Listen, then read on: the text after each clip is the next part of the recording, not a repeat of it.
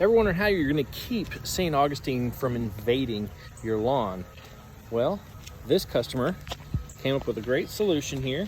Just installed a new chopped stone border, nice and mortared in, got a footer and all that kind of stuff to keep the roots from growing underneath the border or from popping over it. So if you see a runner go across that top of that border, you can run a string trimmer and just pop that sucker and chop it off. So Saint Augustine is a very dominant grass. It's going to try to take over any lawn that it gets next to. You know, it just takes a run for the border. It goes about those 36-inch long runners. They're pesky.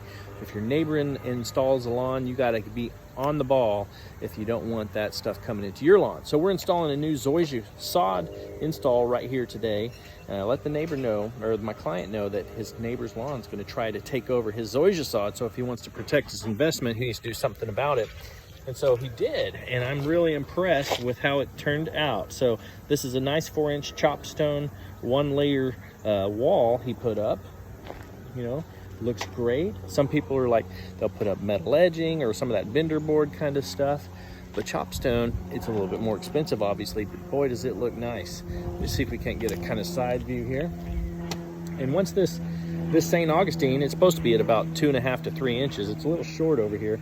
But if this was growing at the right height, you'd barely even see that chopped stone, and ours will come right up to the top of it. As you can see our level here. And so it's not gonna be like some crazy thing and looking ridiculous out there in your yard. It's gonna make sense, and it's gonna do a service of keeping that lawn out of my lawn right here. So this is my lawn. We're installing it, so it's mine. Anyways, take a close-up look here. The Xeon zoysia is going to come right up to the wall.